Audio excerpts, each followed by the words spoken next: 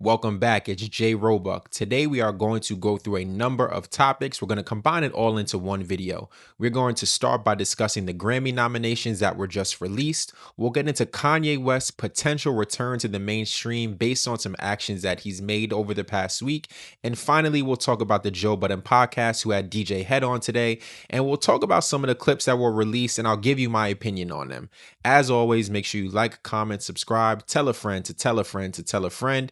Join the channel, become a member. There's a lot of good stuff waiting for you. I'm not going to hold you any longer. We have a lot to talk about, so let's get into it. So let's get into the Grammy nominations. And before I say any names or give any opinions, first of all, congratulations to everyone who was nominated. Congratulations to everyone who submitted music. We all deserve to be celebrated. I'm going to read off the names and the amount of nominations for each artist that really comes from the hip hop and R&B world.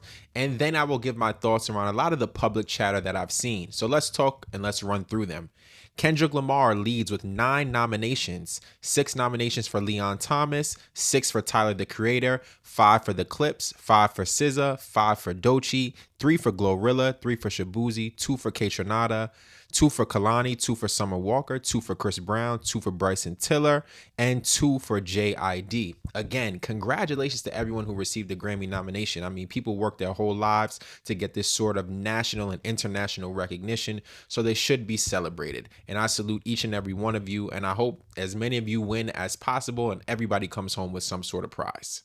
Now, here are my thoughts. Again, I already said congratulations, and I hope that everyone comes home with at least one Grammy. If you submitted your music, you deserve to be recognized, because I think recognition is an important part of hip hop and R&B, and an important part of putting Black culture on the forefront of the global scale and in front of global eyes, because that is a way that you continue to build up the genre, is when you get that recognition from your peers and from outside people who vote and who have a voice in the things that people place value on. And that is why I made a video about why numbers matter in hip hop. Now, awards are a bit different because they are voted on by a committee. You have to submit. If you don't want to submit, you don't have to. It's a choice by an artist. So I think awards are a bit different, but they still go into a statistical category. And that's why I always am of the ilk that I say numbers matter. But there were a lot of people under my videos and in my comments saying, oh, numbers don't matter. Real hip hop doesn't care about the Grammys.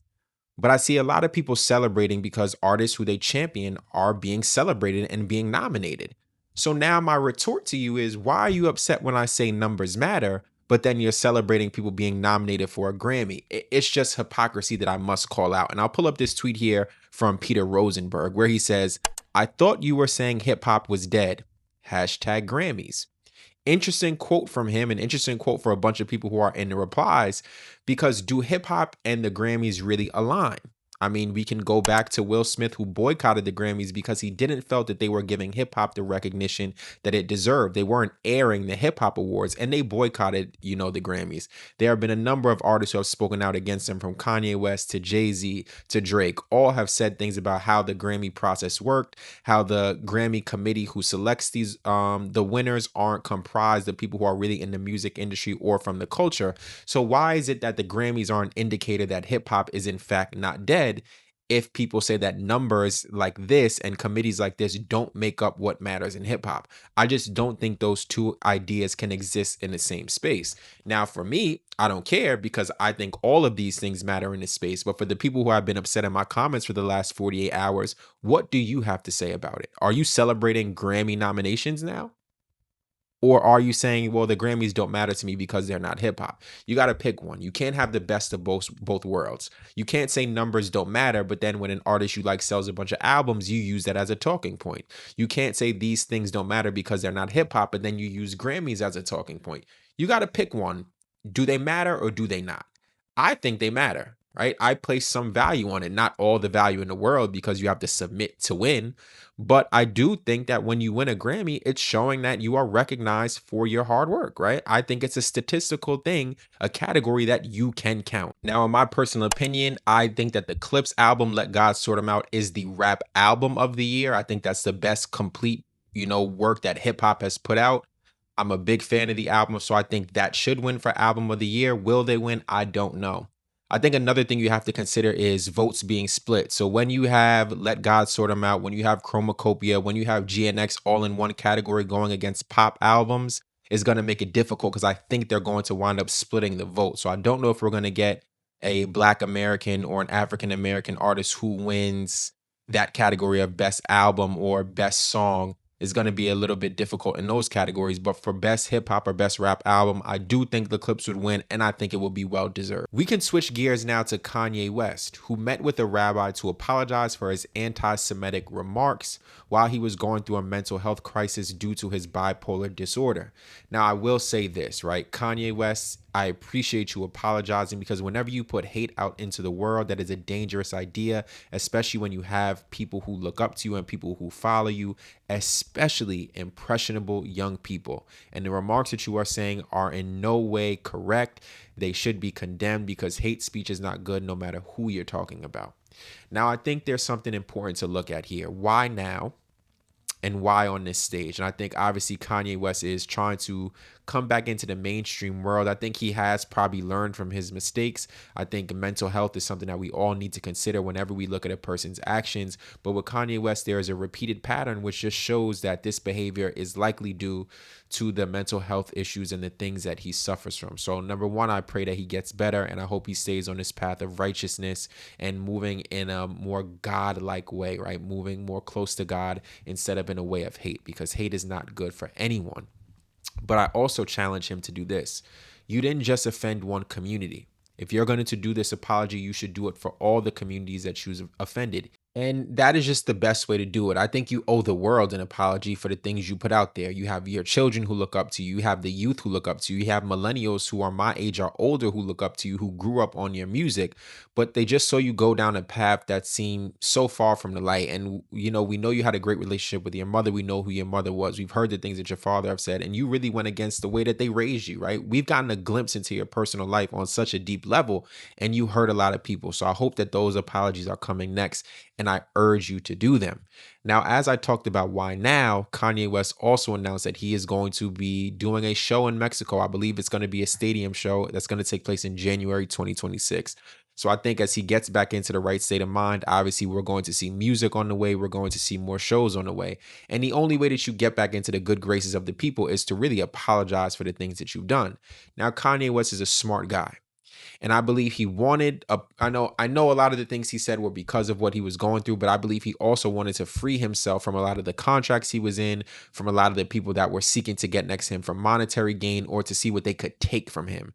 And now that he's kind of been released from all those things, he can kind of reset himself and get back into the game. Even when, he was blackballed from the industry, he still had a number one single. He has one of the most diehard fan bases who will buy the clothes, buy the music, buy the merch. They will support him in any way. So I think he knows the steps he needs to take to get back into the limelight where it's acceptable to even be next to him, because just talking about Kanye West is radioactive.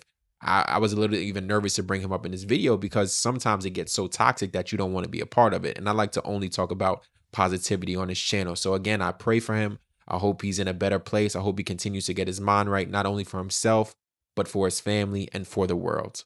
Now let's talk about the Joe Budden podcast. And we're going to watch a clip where they're talking to DJ Hed, and he's specifically talking about the ICeman project. So let's watch.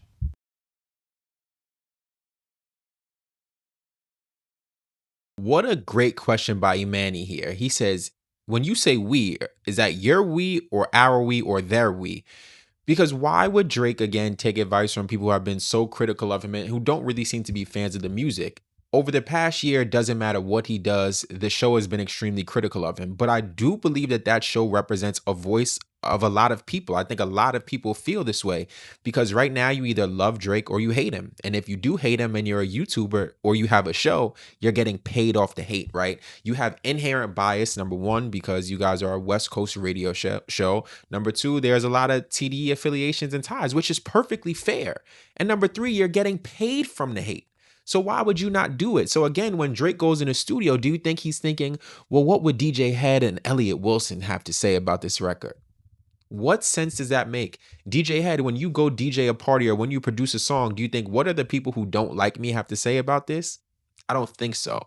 I think people make music for their fans to enjoy, not for their haters to enjoy.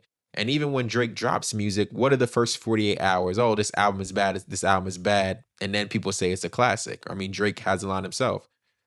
10 years from now, they come around and they're going to say it's a classic, right? Joe Budden himself. has pooped all over Drake albums and then came back and said, you know what, I was wrong. That was really good.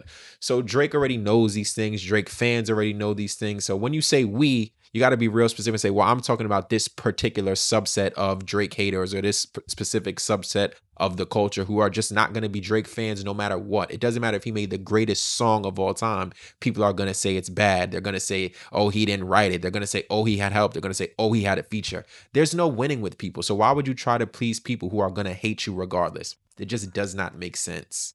So that is my quick check-in. We'll have a lot more on the way next week. I'm going to try to do 2 to 3 videos per week. I appreciate you all rocking with me, all the support, all the love, all the comments, all the positive comments, and the negative ones too.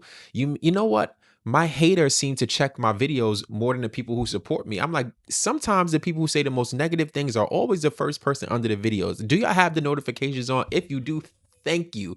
Continue to watch, because even if you want to thrive in negativity, love overpowers the hate every single day of the week. I salute you. I go by the name of J Roebuck. If it's your first time watching me, thank you. If this is your third, fourth, fifth time where you've watched every single video, I appreciate you more than you know. Salute.